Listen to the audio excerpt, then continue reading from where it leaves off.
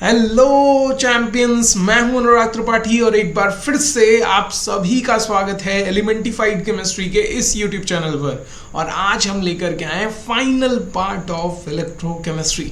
जी हाँ, आज ये चैप्टर पूरा ख़त्म होने वाला है। इस चैप्टर को हम अलविदा बोलने वाले हैं क्योंकि आज हम लास्ट टॉपिक पढ़ने वाले हैं जिसमें हम बैटरीज़ के बारे में, जो भी बैटरीज़ आपके घर पे यूज़ होती है, इन्वर्टर्स में यूज़ होती है, ऑटोमोबाइल्स में यूज़ होती हैं, वो उनमें क्या रिएक्शंस होती हैं, किस तरह से वो चार्ज होती हैं, किस तरह से उनका डिस्चार्जिंग रिएक्शंस क्या होती हैं, इन सभी चीज़ों के बारे में हमें इस वीडियो में हम पढ़ने वाले हैं और आज ही पढ़ेंगे। और इस चैप्टर को बोलेंगे टाटा बाय बाय, ठीक है, क्योंकि हेलो हाय सब कर लिया था, स्टार्टिंग से करते ही आ रहे हैं और आज इस चैप्टर को अलविदा बोलने की बारी है, बाय बाय बोलने की बारी है, ठीक है।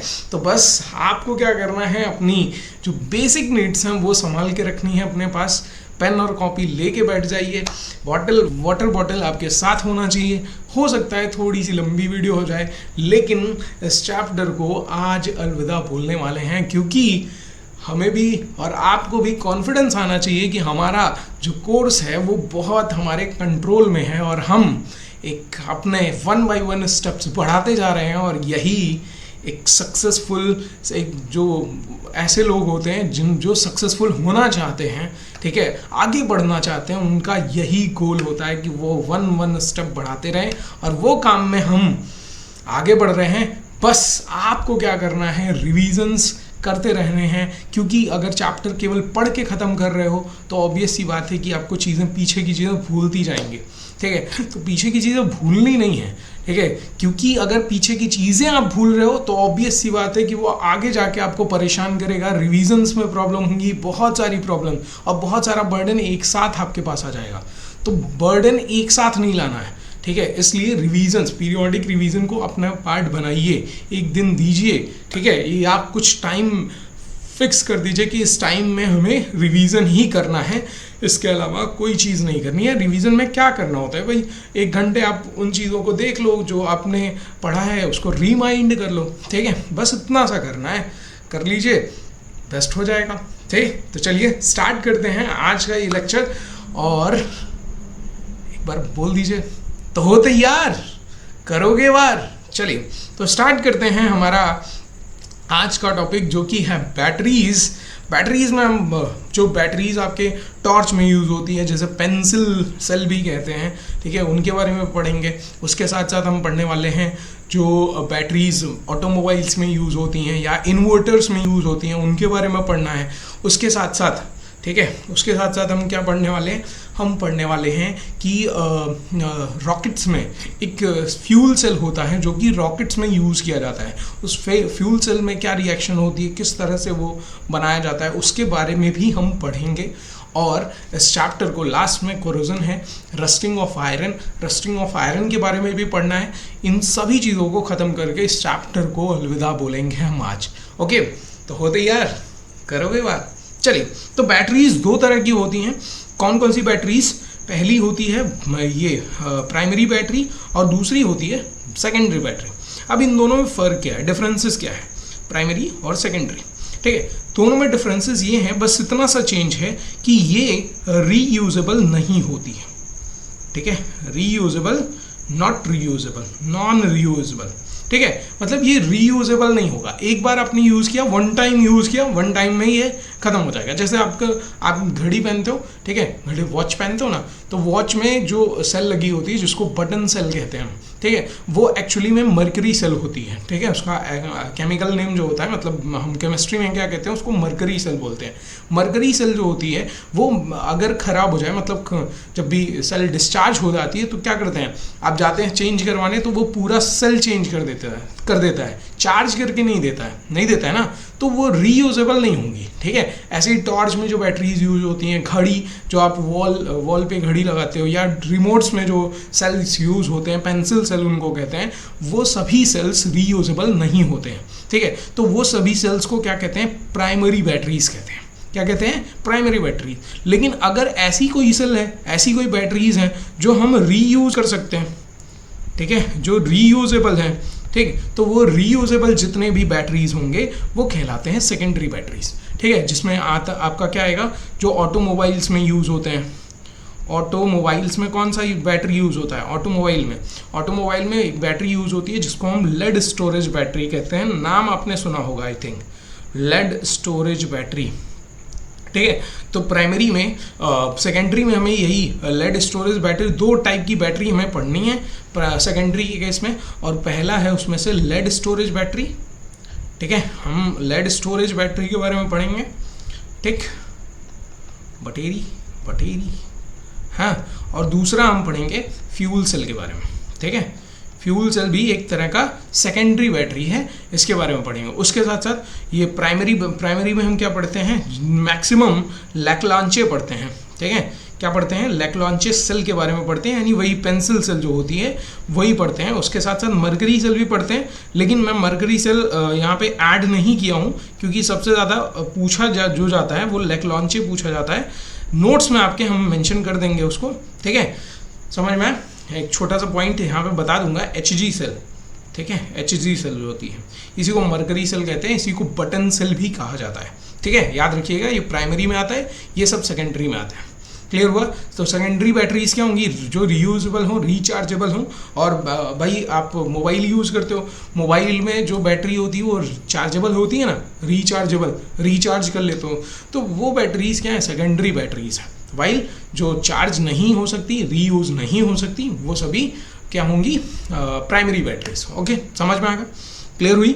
अब इसमें हमें इन्हीं बैटरीज के बारे में पढ़ना है, उनके में रिएक्शंस क्या होती हैं उनके बारे में पढ़ना है। तो आइए सबसे पहले प्राइमरी बैटरी से स्टार्टिंग करते हैं, जिसमें आता है लैक्लांचे सेल। ठीक है, अब ये लैक्लांचे सेल जो है, इसी को पेंसिल सेल भी कहा जाता है। मैंने बताया अभी पेंसिल सेल। ठीक है, ऐसा होता है, आपने देखा यहाँ पे फिगर बना हुआ देखिए, इसी तरह का पूरा सेल होगा। मतलब आप वायर से कनेक्ट कर देते हो तो छोटा वाला बल्ब आता है। ठीक है, वो क्या कर सकते हैं, जला सकते। बड़ा वाला बल्ब थोड़ी जलेगा इससे। छोटा बल्ब जो टॉर्च में लगता है या वहाँ पे, ठीक है, वो उसको जला सकते हो आप इससे। ठीक है, इसमें क्या सिस्टम होता है, तो सिस्टम इसमें होता है कि जिंक का एनोड लगा होता है। ठीक है, उसके साथ साथ कार्बन का नहीं, ग्रेफाइट का। ठीक है, कार्बन रॉड कह सकते हो भाई, ग्रेफाइट कार्बन का ही तो बना होता है। ठीक है, तो ग्रेफाइट का कैथोड बनाया जाता है। ठीक है, और ये ग्रेफाइट का कैथोड यहाँ पे, ठीक है, ये ब्लैक कलर का आपने कभी वो फोड़ के देखा है? हमने तो बचपन में बहुत किया है। वो बैटरी जब वो ख़राब हो जाता था, बैटरी का सेल जब ख़राब हो जाता था तो उसको फोड़ते थे और उसमें ब्लैक कलर की बहुत सारे पाउडर्स निकलते थे और उसके साथ साथ बीच में एक रॉड निकलती थी। ठीक है, वो रॉड, ठीक है, वो ब्लैक कलर की होती है, वो एक्चुअल में वही है, वही ग्रेफाइट होता है। आप अगर नहीं देखा है तो आप कभी सेल पाइएगा, उसको फोड़िएगा, अंदर निकालिएगा तो उसमें एक ऐसे ब्लैक कलर की ये रॉड, जहाँ मैं रेड कर रहा हूँ, ये रॉड होती है, यही ग्रेफाइट है और यही कैथोड का काम करता है। उसके साथ साथ वैक्सी लगी होती है इसमें। एक यहाँ पे क्या होता है, एक जेली टाइप का ये डाला जाता है, मिक्सचर ऑफ मैग्नीज डाइऑक्साइड और पाउडर डाला जाता है। कार्बन ब्लैक होता है, कार्बन ब्लैक के साथ साथ पेस्ट बनाया जाता है NH4Cl का। ठीक है, NH4Cl अमोनियम क्लोराइड का पेस्ट होता है यहाँ पे। ठीक है, तो ये जिंक का एनोड होगा। ठीक है, और उसके साथ साथ किसका कैथोड होगा, कार्बन यानी ग्रेफाइट का कैथोड होता है। और ये पूरी सेल जो होती है, इसका पोटेंशियल जो होता है वो अराउंड 1.5 वोल्ट इसका पोटेंशियल होता है। ठीक है, कहीं एग्जाम्स में पूछता भी है कि लैक्लांचे सेल का पोटेंशियल क्या होता है। HG जो सेल मैंने बताया, ठीक है, उसका पोटेंशियल 1.35 वोल्ट होता है, याद रखिएगा। ठीक है, जो मरकरी सेल बताया यानी बटन सेल जो होती है, ये कौन सी सेल कहलाती है, ये सेल कहलाती है पेंसिल सेल। और HG जो होती है बटन सेल कहलाती है, इसका वोल्टेज जो होता है 1.35 वोल्ट होता है और लैक्लांचे का 1.5 वोल्ट होता है। ठीक है, अब ये वर्क कैसे करता है, तो ये वर्क हमेशा जब भी आपके क्वेश्चंस पूछे जाएंगे इनसे रिलेटेड, ठीक है, बैटरीज या सेल से रिलेटेड, तो उनमें केवल और केवल आपको रिएक्शन पता होनी चाहिए, रिएक्शन याद करनी पड़ती है। ठीक है, रिएक्शन का कोई शॉर्ट ट्रिक नहीं है, कोई तरीका नहीं है, रिएक्शन आपको लर्न करनी पड़ेगी, उसके अलावा कोई चांस नहीं है बस। और जब भी एग्जाम में आएगा तो डायरेक्ट आपसे रिएक्शन ही पूछेगा। तो रिएक्शन के लिए आपको क्या करना है, यहाँ पे कुछ तरीका मैं बता दे रहा हूँ, वैसे बताऊँगा। ठीक है, जैसे आप जानते हो कि एनोड पे क्या होगा, हमेशा ऑक्सीडेशन होता है। तो एनोड पे जो भी चीज़ें होंगी, जो जिससे भी एनोड बना है वो ऑक्सीडाइज होगा, और कैथोड पे क्या होता है, रिडक्शन होता है, तो वो रिड्यूस होंगे, और रिड्यूस होके जो भी रिएक्शंस परफॉर्म करते हैं, इलेक्ट्रॉन का रिमूवल और इलेक्ट्रॉन गेन करते हैं, वो काम करने के बाद आपको क्या करना है, नेट सेल रिएक्शन बनानी है, और नेट सेल रिएक्शन में आपको इलेक्ट्रॉन्स को क्या कर देना है, कैंसिल आउट। और नेट सेल रिएक्शन जो होती है वही हमारे लिए इंपॉर्टेंट होती है, और उसी को एग्जामिनेशन में क्या कर दिया जाता है, ऑप्शंस देके, बहुत जगह बहुत सारे एग्जाम में, कॉम्पिटिटिव एग्जाम्स में ऑप्शन देके वही नेट सेल रिएक्शन दे दी जाएगी, और पूछ लिया जाएगा कि लेक्लांचे सेल का नेट सेल रिएक्शन क्या है। ठीक है, तो डायरेक्टली आपको क्या करना होता है, अगर आपको पता है तो डायरेक्टली आप क्या कर सकते हो, उस पर टिक कर सकते हो।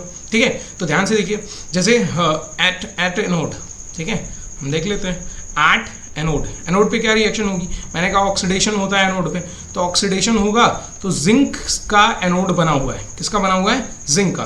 तो ये जिंक क्या करता है, इलेक्ट्रॉन प्रोवाइड करके Zn2+ में कन्वर्ट हो जाता है, और 2 इलेक्ट्रॉन यहाँ पे रिमूव कर देता है। ठीक है, फिर आता है एट कैथोड, कैथोड पे क्या रिएक्शन होगी, तो कैथोड पे रिएक्शन होती है MnO2, ठीक है, MnO2, और ये रिएक्शन करता है NH4+ यानी NH4Cl का जो पेस्ट था उसके साथ, और 2 इलेक्ट्रॉन्स ये ऐड होंगे, ये बनाता है MnO, ठीक है, OH, ठीक, प्लस इसके साथ साथ ये ऐड होता है NH3 यानी अमोनिया का फॉर्मेशन होता है। ठीक है, फिर यही अमोनिया जो है ये Zn2+ से रिएक्शन करके, अमोनिया Zn+2 से रिएक्शन करके यहाँ कॉम्प्लेक्स बना लेती है। अब कॉम्प्लेक्स क्या होता है अभी आपने नहीं पढ़ा है, लेकिन समझिए कि एक अलग टाइप के कंपाउंड्स होते हैं जिनको हम कोऑर्डिनेट कंपाउंड्स बोलते हैं। ठीक है, वो कॉम्प्लेक्स बनाते हैं, उनको कॉम्प्लेक्स कहा जाता है, और ये बनाएंगे ऐसे Zn NH3 4, और इनको स्क्वायर ब्रैकेट्स में लिखा जाता है, जो भी कॉम्प्लेक्स कंपाउंड होते हैं इस पे 2+। ठीक है, ये आपका कॉम्प्लेक्स बन जाएगा। ठीक है, तो एट कैथोड पे क्या रिएक्शन हुई, Zn से ये ऑक्सीडेशन हुआ, और यहाँ पे एडिशन ऑफ इलेक्ट्रॉन हुआ, तो ये क्या हो गया, रिडक्शन।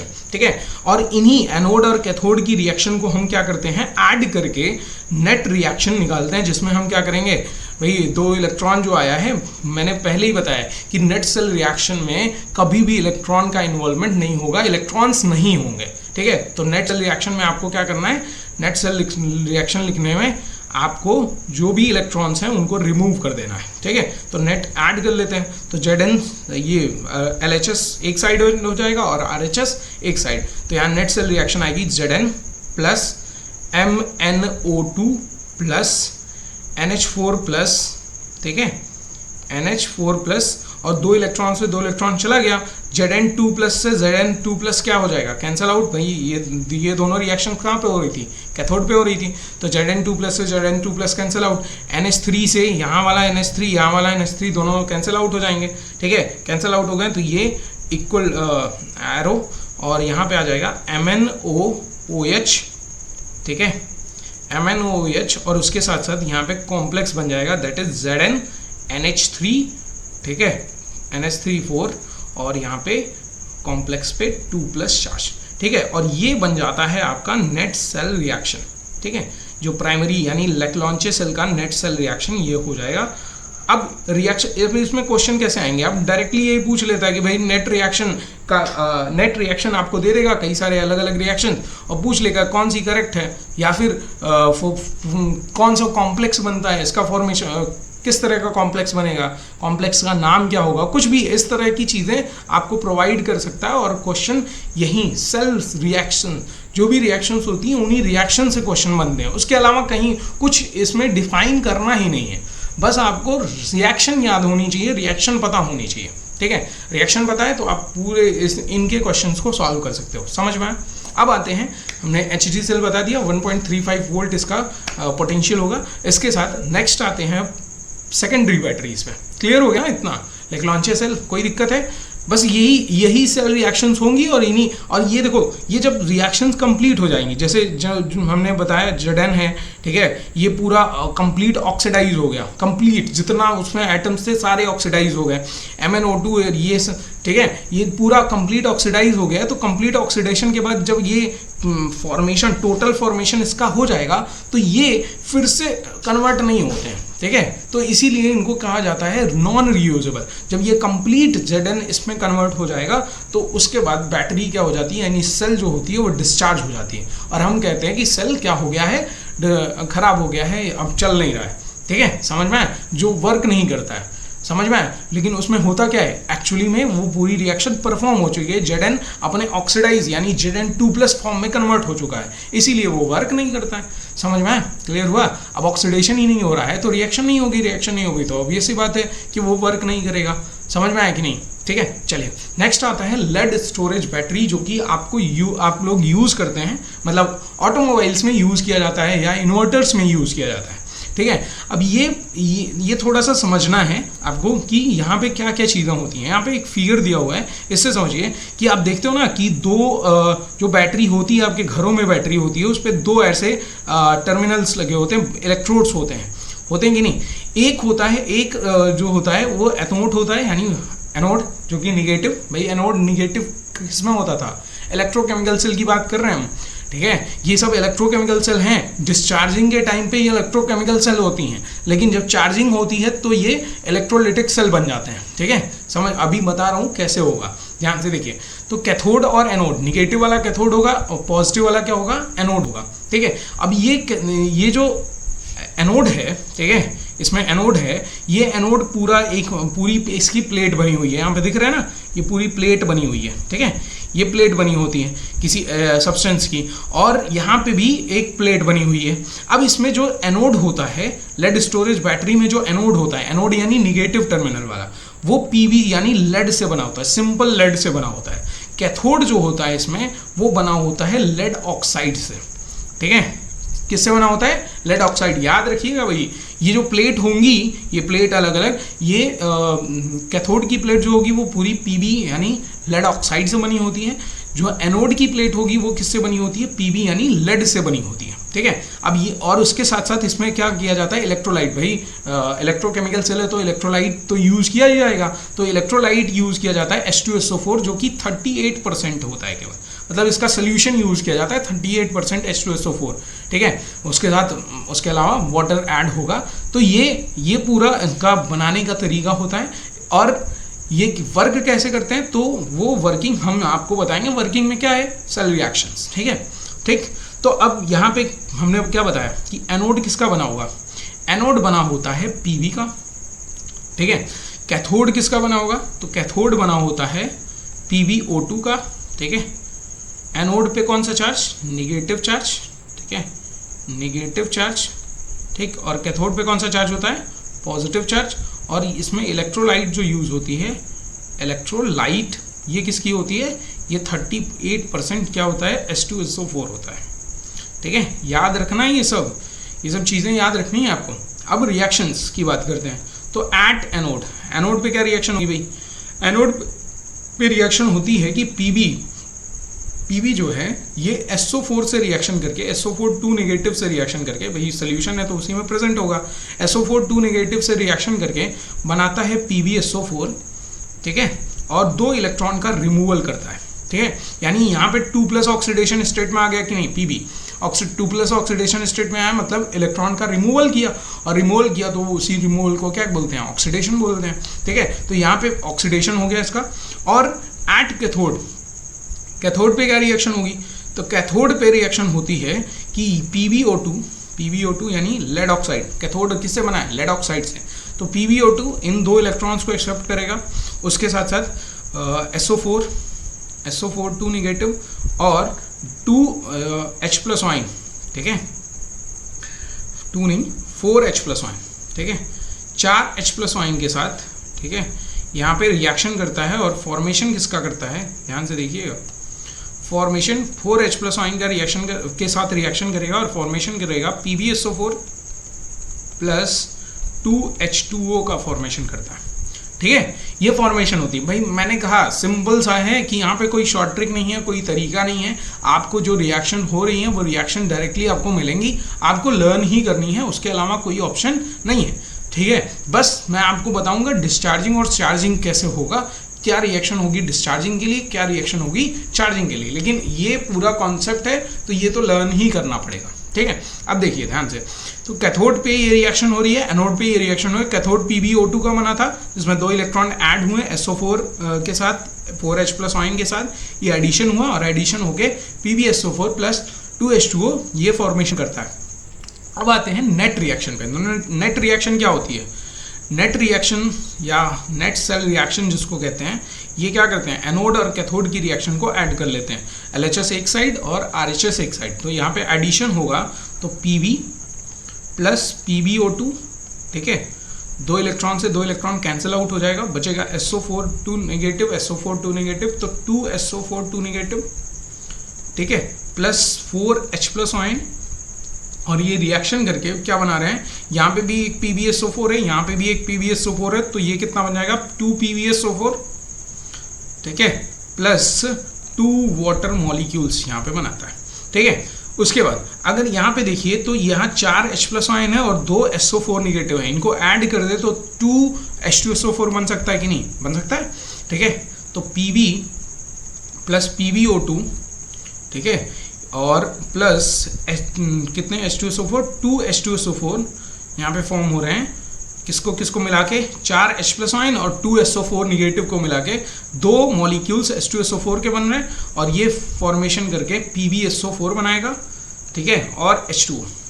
तो हमने पूरे सोल्यूशन में क्या लिया था, पूरे बैटरी में क्या लिया था, यही तो लिया था कि Pb एनोड, Pb का एनोड था, PbO2 का कैथोड था, इलेक्ट्रोलाइट लिए थे H2SO4 का, और रिएक्शन करके ये क्या कर रहे हैं, PbSO4 बना रहे हैं, और वाटर मॉलिक्यूल्स, 2 वाटर मॉलिक्यूल्स का फॉर्मेशन हो रहा है। समझ में आ रही बात, कितने वाटर मॉलिक्यूल्स का फॉर्मेशन, 2 वाटर मॉलिक्यूल्स का। और ये पूरी रिएक्शन होती है जो कि रिएक्शन कैसी है, डिस्चार्जिंग रिएक्शन है, इसको कहते हैं डिस्चार्जिंग। यानी जब आप इलेक्ट्रिसिटी, जो भी इन्वर्टर, मान लीजिए इन्वर्टर ही है, तो इलेक्ट्रिसिटी जब आप यूज कर रहे हो तो ये रिएक्शन होगी डिस्चार्जिंग रिएक्शन। ठीक है, डिस्चार्जिंग रिएक्शन जो होती है वो स्पॉन्टेनियस होती है। कैसी होती है, स्पॉन्टेनियस। अब इसमें वर्क नहीं करना पड़ेगा, जैसे लाइट जाती है, इन्वर्टर जब आपका चलता है तो लाइट जब जाती है तो वो अपने आप वर्क करना स्टार्ट कर देता है, करता है कि नहीं, ठीक है। लेकिन चार्जिंग के लिए क्या होगा, तो चार्जिंग के लिए इसी रिएक्शन का आप जस्ट क्या कर दीजिए, रिवर्स कर दीजिए, ठीक है। चार्जिंग रिएक्शन क्या होगी, चार्जिंग रिएक्शन इसी का रिवर्स हो जाएगा। रिवर्स का मतलब मैं यहाँ लिख दे रहा हूँ, रिवर्स का मतलब सिंपली समझिए कि रिवर्स का मतलब कि सीधे सीधे आपकी जो रिएक्शन है उसको रिवर्स करेंगे तो 2 PbSO4, ठीक है, प्लस 2 मॉलिक्यूल्स ऑफ वाटर, ठीक है, और ये रिएक्शन करके बनाएंगे, रिएक्शन करके क्या बनाएंगे, Pb प्लस PbO2 प्लस क्या 2 मॉलिक्यूल्स ऑफ H2SO4, ठीक है। ये जब रिवर्स कर दिया आपने रिएक्शन को, ये डिस्चार्जिंग रिएक्शन को रिवर्स कर दिया तो ये रिएक्शन बन गई चार्जिंग रिएक्शन। मतलब उस टाइम पे जब आपकी लाइट आ गई है और आपका इन्वर्टर क्या हो रहा है, इन्वर्टर चार्ज हो रहा है। या ऑटोमोबाइल्स की बात करें तो ऑटोमोबाइल्स में जब आप गाड़ी चलाते हो, ठीक है, व्हीकल आप ऑन करते हो, चलाते हो, तो उस टाइम पे बैटरी क्या होती है, चार्ज होती है, ठीक है। लेकिन जब आप गाड़ी नहीं चला रहे हैं, ठीक है, वैसे ही आप क्या किए हुए हैं, लाइट जलाए हुए हैं या हॉर्न का यूज़ कर रहे हैं, तो उस टाइम पे बैटरी क्या हो रही है, डिस्चार्ज होती है, ठीक है। क्या होती है, डिस्चार्ज। समझ में आ रहे, समझ में आए चीज़ें, समझ में आई, क्लियर हुई। तो ये चार्जिंग, और याद रखिएगा कि जो भी अगर चार्जिंग रिएक्शन आपको याद है तो उसका रिवर्स कर दीजिए तो वो डिस्चार्जिंग रिएक्शन हो जाती है। लेकिन यही केस लेक्लांचे में नहीं हो रहा था, क्योंकि वो ये रिवर्स नहीं होगा, वहाँ पे जो एक बार बन गया, फाइनल बन गया, वो एज यूजुअल वैसा ही पड़ा रहेगा, वहाँ रिवर्स नहीं होता है। इसके केस में रिवर्स हो जाता है, इसीलिए। और रिवर्स कैसे होगा, ठीक है, रिवर्स ऐसे होगा कि भाई आप इलेक्ट्रिसिटी दे रहे हो, जैसे मैंने कहा कि मान लो ये इन्वर्टर की बैटरी है, ठीक है। अब इन्वर्टर की बैटरी है तो डिस्चार्ज हुई, ये फॉर्मेशन हुआ 2 PbSO4 plus 2 molecules of water का।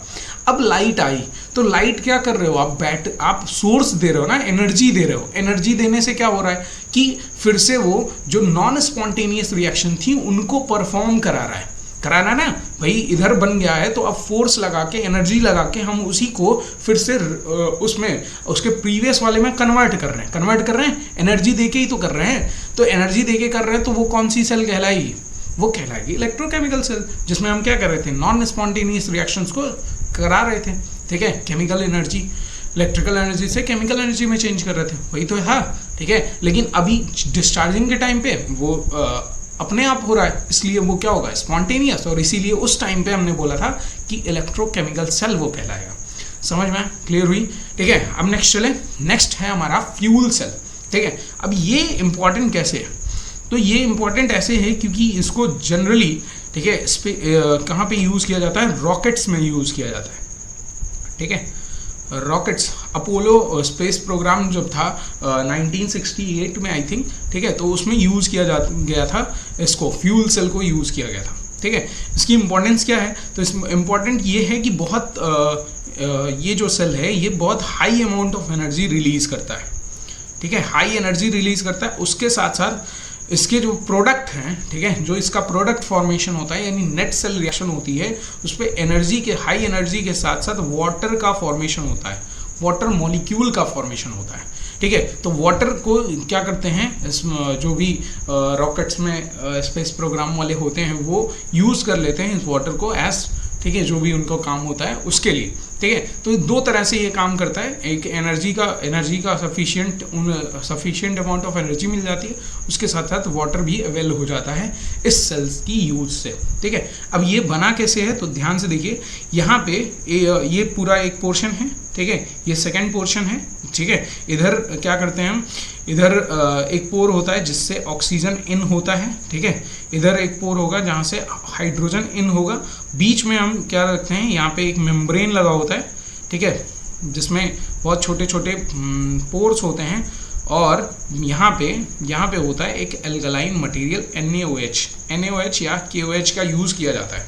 ठीक है, समझ में आ रही बात? तो इस तरह से ये पूरा सेटअप होता है इसमें, और इस सेटअप से, ठीक है, इस सेटअप को यूज़ करके क्या करते हैं, अलग अलग इलेक्ट्रोड्स, अलग अलग रिएक्शंस होती हैं, और उन रिएक्शन से फॉर्मेशन किसका होता है, वाटर का फॉर्मेशन होता है। ठीक है, यानी ये सेल की तरह, पूरा सेल की तरह बिहेव करे, बैटरी की तरह बिहेव करेगा। एट कैथोड पे एक रिएक्शन होगी, एनोड पे रिएक्शन होगी, और फाइनल रिएक्शन जब आप निकालोगे तो हाइड्रोजन और ऑक्सीजन रिएक्शन करके वाटर का फॉर्मेशन करते हैं। ठीक है, और उसके साथ साथ high amount of energy release होती है। क्लियर हुआ? तो यहाँ पे वही चीज़ हम पढ़ लेते हैं, देख लेते हैं कैसे होगा एट एनोड। ठीक है, तो एनोड पे कौन सी रिएक्शन होती है? एनोड पे रिएक्शन होती है टू मॉलिक्यूल्स ऑफ हाइड्रोजन जो इन कर रहे हो यहाँ से। ठीक है, यहाँ से इन कर रहे हो ना हाइड्रोजन, और मैंने कहा यहाँ पे एक मेम्ब्रेन लगा हुआ है जिसमें छोटे छोटे पोर्स हैं, इधर भी। ठीक है, तो ये ऑक्सीजन, जो भी यहाँ पे ऑक्सीजन या हाइड्रोजन आएगा वो इधर आएगा, अंदर उन पोर्स के थ्रू आएगा। ठीक है, तो ये 2 मॉलिक्यूल्स ऑफ हाइड्रोजन ये रिएक्शन करता है 4 मॉलिक्यूल्स ऑफ OH नेगेटिव से, और फॉर्मेशन करता है 4 molecules of H2O plus 4 electrons का क्या होता है, रिमूवल होता है। क्या होता है? Removal of 4 electrons. ठीक है, कितने? 4 इलेक्ट्रॉन्स का रिमूवल होगा। ठीक, समझ में आई? वेट दिख रहा है ना, ये 4 मॉलिक्यूल्स ऑफ वाटर। ठीक है, ओहो, 4 मॉलिक्यूल्स ऑफ वाटर। ठीक है, एट कैथोड पे क्या होगा, यहाँ पे क्या हुआ, ऑक्सीडेशन, भाई इलेक्ट्रॉन्स का रिमूवल हो रहा है तो ऑक्सीडेशन हुआ। ठीक है, अब यहाँ पे ऑक्सीजन, कैथोड पे ऑक्सीजन क्या करता है, 2 मॉलिक्यूल्स ऑफ वाटर के साथ रिएक्शन करता है, प्लस 4 इलेक्ट्रॉन्स ऐड होते हैं, और ये 4 मॉलिक्यूल्स ऑफ OH निगेटिव का फॉर्मेशन करता है। ठीक है, कैथोड पे क्या, एनोड पे क्या रिएक्शन होगी कि 4 इलेक्ट्रॉन्स का रिमूवल हो रहा है, ऑक्सीडेशन हो रहा है, और यहाँ पे क्या होगा कि रिडक्शन होगा, 4 इलेक्ट्रॉन्स ऐड करके 4 OH निगेटिव आयन बनाते हैं। और यहाँ पे हम अगर नेट सेल रिएक्शन निकालें तो ये नेट सेल रिएक्शन क्या होगी, दोनों को ऐड करिए, तो ऐड करेंगे तो 2 molecules of hydrogen plus oxygen, ठीक है, प्लस इधर यहाँ पे 2H2O है, ठीक है, प्लस 2H2O, ठीक, और OH निगेटिव यहाँ पे है, OH निगेटिव 4OH निगेटिव यहाँ पे, दोनों कैंसिल आउट हो जाएंगे और यहाँ पे फॉर्मेशन होगा, यहाँ पे 4 इलेक्ट्रॉन से 4 इलेक्ट्रॉन कैंसिल आउट हो गए, बचा क्या 4H2O, ठीक है, और यहाँ से यहाँ पे 2H2O है, इधर 4H2O है, दोनों इधर जाके माइनस हो जाएगा, तो यहाँ पे बचेगा क्या, फाइनल रिएक्शन क्या आएगी, 2 molecules of hydrogen plus 1 molecule of oxygen reaction करके बना रहे हैं 2 मॉलिक्यूल्स ऑफ वाटर, और उसी के साथ साथ यहाँ पे energy, high amount of energy release होती है, ठीक है, और ये आपकी फाइनल रिएक्शन हो जाती है फ्यूल सेल की, ठीक है, समझ में। फ्यूल सेल बहुत ज़्यादा पूछा जाता है, याद रखिएगा, क्योंकि यहाँ पे, और इसकी सेल रिएक्शन बहुत ज़्यादा टफ भी नहीं है, आराम से आप लर्न कर सकते हो, लेकिन इसमें ये रॉकेट्स में यूज़ किया जाता है, याद रखिएगा, अपोलो स्पेस प्रोग्राम में यूज़ किया गया था, जो कि मून पे, ठीक है, नासा के द्वारा आई थिंक किया गया था, ठीक है, जो कि मून पे जाने के लिए था, मून के लिए था, तो उसमें यूज़ किया गया था इसका। और क्यों यूज़ किया जाता है, क्योंकि भाई हाई अमाउंट ऑफ एनर्जी निकालता है, उसके साथ साथ वाटर, पोर्टेबल वाटर यहाँ से रिलीज होता है आफ्टर द रिएक्शन, ठीक है, प्रोडक्ट जो बनता है वो क्या बनता है, वाटर बनता है, क्लियर हुई। तो इस तरह से सेल रिएक्शन, फ्यूल की सेल रिएक्शन हम यहाँ पे परफॉर्म किए हैं, समझ में आया। ये सारी चीज़ें आपको आपके टेलीग्राम ग्रुप पे मिल जाएगी, इसका पूरा नोट्स मैं जो पीपीटी फॉर्म है, ये पीपीटी फॉर्म भी, और उसके साथ साथ जो हैंड रिटन नोट्स हैं वो भी मैं आपको टेलीग्राम ग्रुप पे प्रोवाइड करूँगा। टेलीग्राम ग्रुप का जो डिस्क्रिप्शन है, सॉरी लिंक है, वो डिस्क्रिप्शन में है, उसको आप क्या कर लेंगे, ज्वाइन कर लेंगे, जिससे आपको जो भी ऐसी चीज़ें हो, जो भी करंट सिचुएशन हो, जो भी न्यूज़ हो, वो आपको डायरेक्टली मिलती रहे, क्योंकि वहाँ मैं अपडेट करता रहता हूँ चीज़ें, वीडियोस कब आएंगी, क्या सीन होगा, कैसे होगा, सारी चीज़ें। ओके, तो नेक्स्ट आगे बढ़ते हैं। नेक्स्ट पढ़ना है हमें कोरोजन। कोरोजन में भी पर्टिकुलरली हमें पढ़ना है रस्टिंग ऑफ आयरन। ओके, तो स्टार्ट करें, चलिए।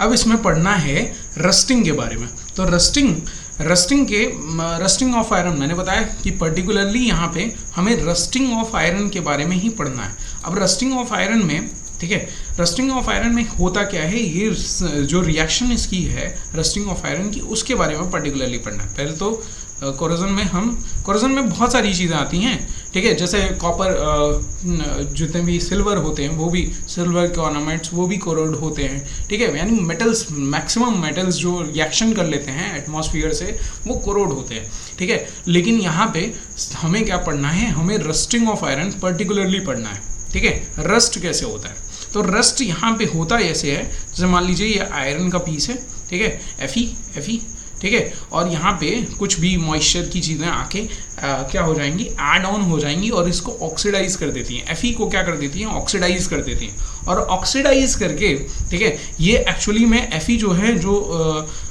किस फॉर्म में है, ठीक है, सॉलिड फॉर्म में, यहाँ पे मेटल फॉर्म में है, वो एनोड की तरह वर्क करता है, और जो भी बाहर के एटमॉस्फेयर की चीज़ें हैं वो कैथोड की तरह वर्क करती हैं, और इन्हें ऑक्सीडाइज करके Fe2+ में कन्वर्ट कर देती हैं, ठीक है। तो सिंपली ये होता है कि रिएक्शन ये होती है कि Fe जो है, Fe, ठीक है, ये ऑक्सीडाइज होता है Fe2+ में, ठीक है, और 2 इलेक्ट्रॉन्स का रिमूवल करता है, ठीक, कह सकते हो एट एनोड ये रिएक्शन होती है, ठीक है, क्या कह सकते हैं, एट एनोड ये रिएक्शन होती है। एट कैथोड क्या होगा, तो कैथोड पे रिएक्शन क्या होती है, कैथोड पे रिएक्शन ये होती है कि oxygen plus 4 molecules of 4H+ ion, ठीक है, ये और 2 इलेक्ट्रॉन्स ऐड होके, ठीक है, क्या बनाते हैं, यहाँ पे फॉर्मेशन करेंगे क्या, 2 इलेक्ट्रॉन ये ऐड हो जाएंगे, तो ये 2H+ नहीं 4H+ ले लें, ठीक है। तो यहाँ पे हम क्या कर लेते हैं, बढ़ा देते हैं,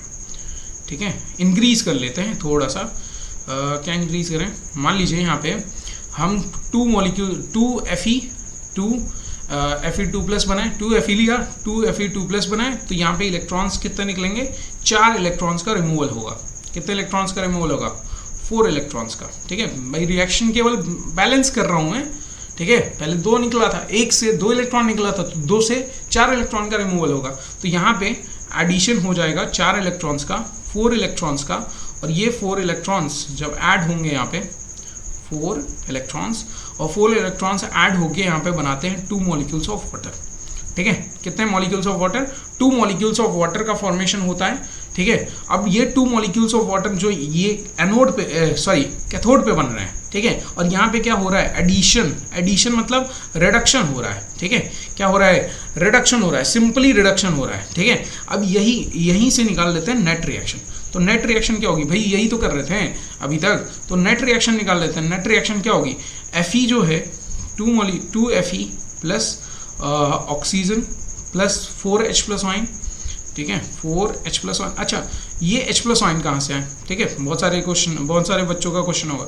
तो ऑक्सीजन तो भाई एटमॉस्फेयर से मिल जा रहा है, तो ये हम मानते हैं कि जो एटमॉस्फेयर में मॉइस्चर है, ठीक है, वो डस्ट पार्टिकल्स और बहुत सारे गैसेस के साथ रिएक्शन करके यहाँ एसिडिक फॉर्म बना लेता है, और उसी एसिडिक फॉर्म से, ठीक है, एसिडिक फॉर्म से H प्लस हमने लिया है, जो कि यहाँ पे आके ऐड हो रहा है, ऑक्सीजन के साथ ऐड हो रहा है। समझ में आया? ठीक है भाई, एसिड नहीं डालने जा रहे हो आप। ठीक है, लेकिन आप देखोगे, अगर एक एग्जांपल अगर समझो कि अगर मान लीजिए आपके पास आयरन है, आयरन पे आप एसिड गिरा दो ना, ठीक है, उस पर क्या होगा? H प्लस आयन होगा। ठीक है, तो बहुत जल्दी उस पर रस्ट लगेगा, बहुत जल्दी रस्ट लगेगा, क्योंकि वो ऑक्सीजन के प्रेजेंस में ही, उसके साथ साथ आपने क्या कर दिया? उस पर एसिड गिरा दिया, तो H प्लस आयन मिल गया। H प्लस आयन मिल गया तो वो तुरंत मेटल को क्या कर देगा? ऑक्सीडाइज करके खुद रिड्यूस होगा, और ठीक है, आगे की चीज़ें स्टार्ट कर देगा रिडक्शन का। ठीक है, आगे की चीज़ें यानी रस्टिंग स्टार्ट हो जाएगी, और बहुत जल्दी उसमें जंग लगेगी और ख़राब भी हो जाएगा वो। ठीक है, और यहाँ नेट रिएक्शन क्या होगी? 2 Fe2 प्लस, यानी 2 Fe2 प्लस, ठीक है, प्लस यहाँ पे क्या बनता है? वाटर। ठीक है, 2 मॉलिक्यूल्स ऑफ वाटर का फॉर्मेशन हो जाएगा। ठीक है, अब यही जो Fe2 प्लस यहाँ फॉर्म हुआ है ना, Fe2 plus net cell reaction में, यही Fe2 प्लस क्या करता है? ऑक्सीडाइज होता है, डायरेक्टली ऑक्सीडाइज होता है Fe3 प्लस में। ठीक है, किसमें ऑक्सीडाइज होता है? ठीक है, ऑक्सीडाइजेस इनटू Fe3 प्लस, और Fe3 प्लस में ही ये X मॉलिक्यूल्स ऑफ वाटर से इनका रिएक्शन होता है, और ये फॉर्मेशन करते हैं Fe2O3 dot X molecules of H2O, और यही कहलाता है, यही केमिकल फॉर्म है रस्ट का। ठीक है, समझ में? यही केमिकल फॉर्म किसका है? रस्ट का केमिकल फॉर्म यही है। ठीक है, तो ये पूरी रिएक्शन में इसमें यहाँ पे ये जो रिएक्शन है, ठीक है, ये जो रिएक्शन है, ठीक है, इन सभी ये दोनों रिएक्शंस हमने क्या किया? इन फर्स्ट रिएक्शन और ये सेकंड रिएक्शन, इन्हीं को ऐड किया है सिंपली। ठीक है, ऐड करने पे हमें नेट सेल रिएक्शन ये मिली है, जिसमें Fe क्या कर रहा है? ऑक्सीजन, और यही तो मॉइस्चर हैं, ऑक्सीजन और एटमॉस्फेयर से चीज़ें क्या मिल रही हैं कि आयरन, और यही ऑक्सीजन और H प्लस आयन। ऑक्सीजन कहाँ से आया? वही एयर से आया। H प्लस कहाँ से आया? वही मॉइस्चर, जो कि एसिडिक मीडियम का बन गया था। यही रिएक्शन करके इसको ऑक्सीडाइज किए Fe2 प्लस में, और वाटर का फॉर्मेशन हुआ, और फिर यही Fe2 प्लस ऑक्सीडाइज होता है Fe3 प्लस में, और फिर वाटर आके इन पे ऐड होते हैं और फॉर्मेशन करता है Fe2O3 प्लस XH2O का, और जो कि यही रेडिश ब्राउन कलर की वो लेयर होती है, रस्ट की वो लेयर होती है, जो कि आयरन पे लगती है। समझ में?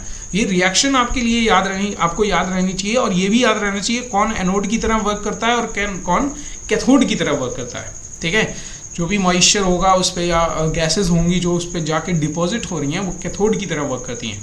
लेकिन जो आयरन की रॉड है, या जो भी आयरन का पीस है, ठीक है, आयरन की चीज़ें हैं, वो एनोड की तरह वर्क करती हैं, और इसी वजह से इस तरह की रिएक्शन परफॉर्म होगी और उस पर रस्ट लगना स्टार्ट हो जाएगा। समझ में आया? क्लियर हुई? ठीक है, आगे बढ़ें।